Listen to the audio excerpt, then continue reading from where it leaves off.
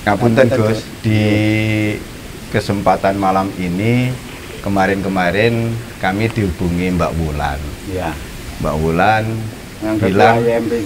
iya, Mbak Wulan bilang ke kami, ini ada teman-teman kepingin ngobrol-ngobrol, kepingin tanya-tanya agama, tapi mereka itu mau datang ke pengajian masih enten sungkane, Ya, merasa karena aku keluar embongan. Iya, iya. Kata kok ngaji ku kok jilbaban kok niku sik rada risih ngoten. Nah, Iya, iya. kesempatan iki wis ayo dijak ngopi ae nang Gus. Nah, ini Mbak Wulan, gimana ya? Ceritanya gimana Mbak Wulan? Iya, ngapunten Gus. Ini kebetulan saya dan teman-teman arisan ini, emak-emak yang agak rempong-rempong ini, pengen banget dari kapan hari itu sowan teng Gus Nizam. Ya, wis rada mulai sadar ngono ta mak-mak. Amin. Pengen insaf. Mugi-mugi ya.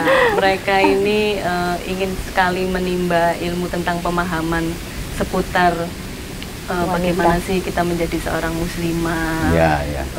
Kodrat kita kan, kodrat wanita ini kan yang kita dengar di sehari-hari itu bahwa wanita itu seperti dalam maca, mana, sama masak. Nah, kita di seputar itu yang di keseharian kami itu. Nah, nanti dengan elek-elek ngene ya kepingin dadi istri solihah ngono ta. oh iya dong, masak ini gitu loh. Wes pundi Gus? Masak rembes terus gitu loh. Iya. Ya mungkin Jadi dari istri yang Gus solihah Nizam nih. bisa memberikan sedikit pencerahan.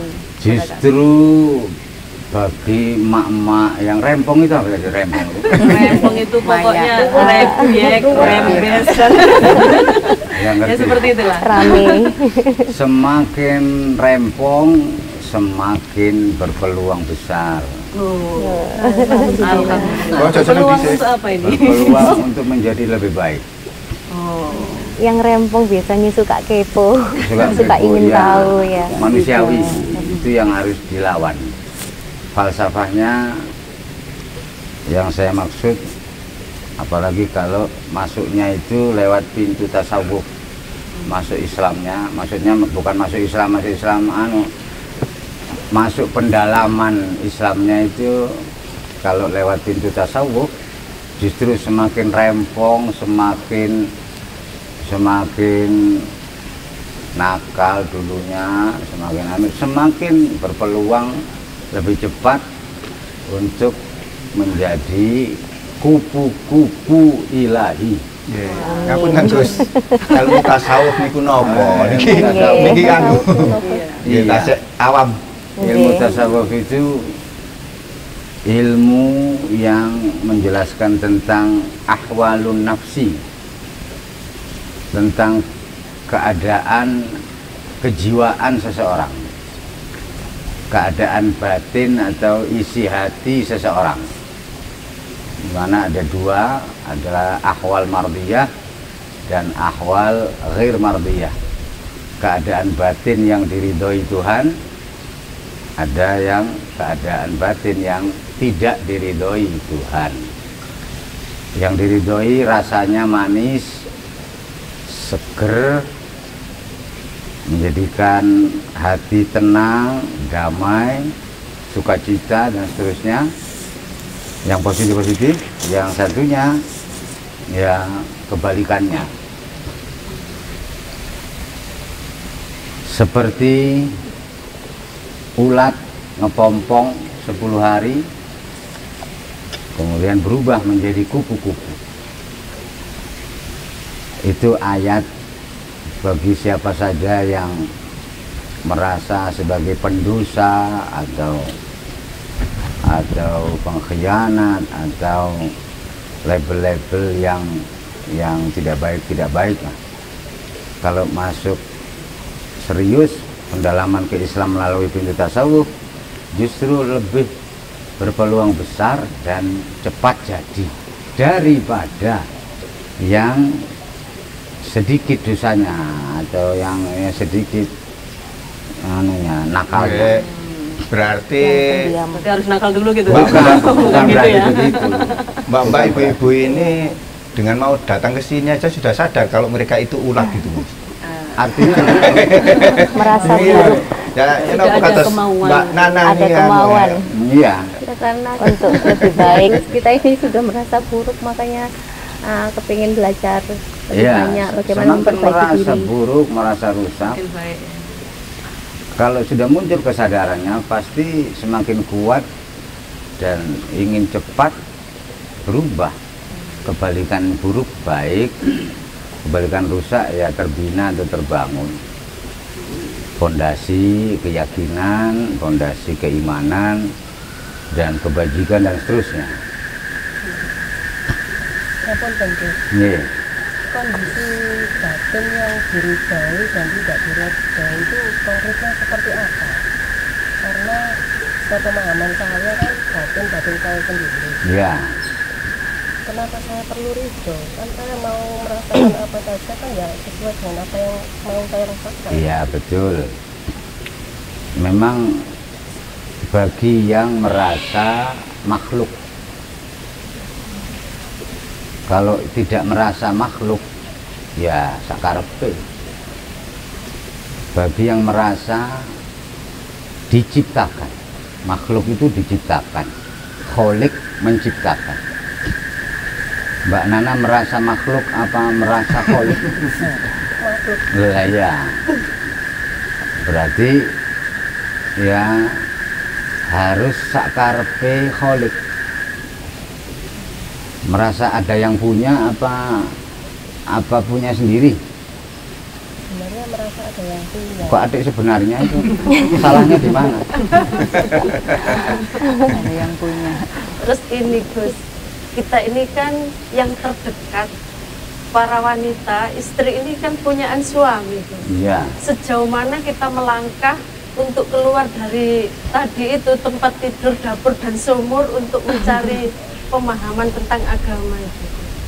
semuanya dengan syarat seizin dan seridho suami. Seorang istri itu harus sadar diperistri itu sama dengan diikat dengan 3 tali kokoh yang jika 3 tali itu putus ya innallaha bari, Allah lepas kang reken.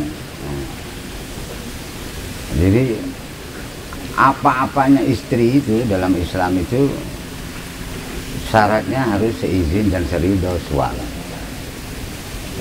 Kalau belum diperistri alias masih ya miliknya nisbatnya ke kedua orang tua, begini begitunya harus seizin dan seridho kedua orang tua, terutama bapak. Kalau sanjangi Pak Umpun Gus, Nggih. kalau diprotes, cek enake suami. Lah berarti suami ya kudu oleh izin ambek ridone istri. Ya. Metu-metu sakarepe dhewe ngoten iki. Terus pundi ngoten Oh, iki? nggak bisa sakarepe dhewe, lebih nggak enak suami. Oh, lebih gak enak. Sesungguhnya lebih terikatnya lebih terikat daripada terikatnya istri ke suami. Suami terikatnya ke Allah wa Rasul. Allah dan Rasulnya. Tambah berat berarti. Tambah berat. Tanggung jawabnya. Dan itu diwakili oleh ulama warasatul anbiya yang kalau menjalankan tugasnya dengan benar dan baik, Nah, berarti coan dados tiyang estri nek ngoten Gus nggih ya. nek kalau boleh memilih, iya. Lebih Enak nggak enak lebih juga. enak, lebih. Alah, pokoknya kalian pinter ngerayu dedek-dedek.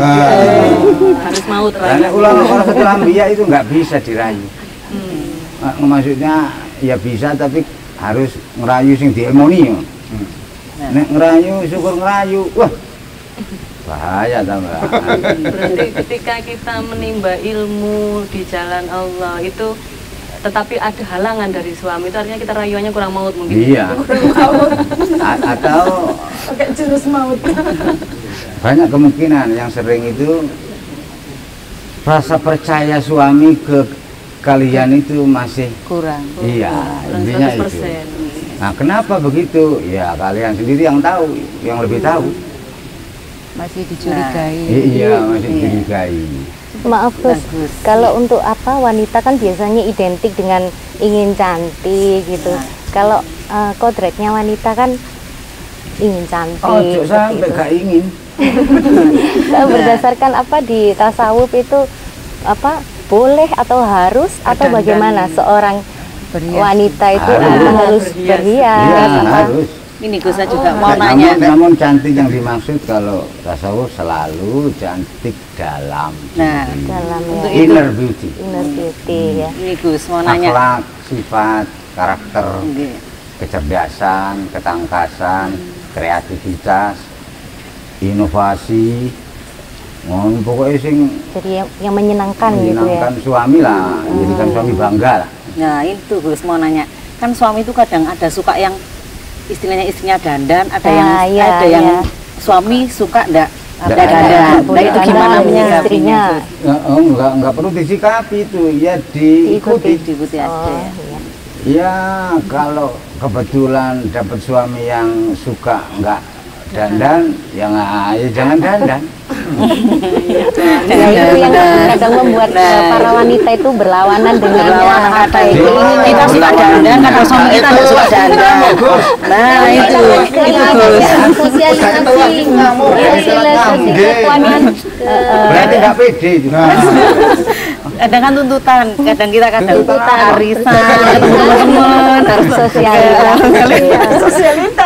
Kalau bagi yang kerja harus tampil Harus cantik, berpenampilan kan yang seperti itu. menarik. Iya, tapi kalau sedang bersama suami, ya Harus cantik. iya. Tapi kalau lagi sedang tidak bersama suami itu kan, ya Nah, kadang-kadang kan kalau kumpul-kumpul itu ngeliat temen itu kalau nggak make upan apa udah nggak pernah dikasih kok uang belanja nggak make upan lagi. Jatuh nama suami ini. nah ketika dibegitukan terus jawabnya gimana? Nyikapinya gimana? Dia lagi nggak pengen dandan gitu. Lah pokoknya harus menjunjung tinggi suami dengan 1001 cara pokoknya harus cerdas Ditutupin ya. karena suamimu adalah kamu. Jadi jangan sampai direndahkan, dihinakan atau apa, jangan tidak dibela. Ya apa ini kadang Hmm. ngerasakno ditukokno lipstik dibelanjanya kurang terus.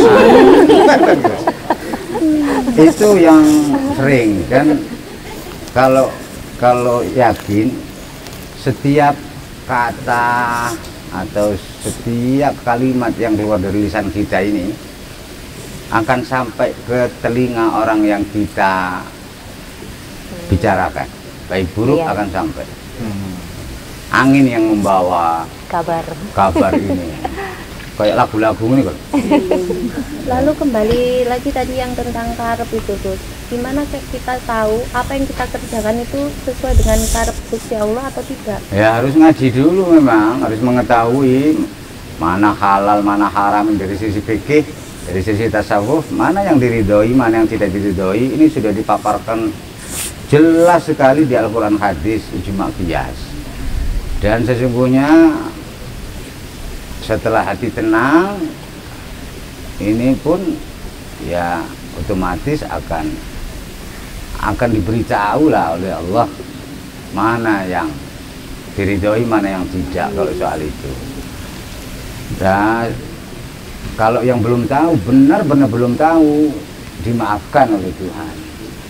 Tapi kalau sudah usia 35 ke atas itu walah goro lah nek karo sing endi sing anu, wah goro. Karena usia itu membimbing kita, usia itu Kita ini lebih mendidik senang kita. ikut arisan dibanding ikut pengajian itu seperti gimana gitu loh Bos. Gimana kurang itu, menarik gimana? gitu ya. Aras-arasan Oh. lebih berkelas ya lebih bersosialita gitu lebih Atau kafe sih gile.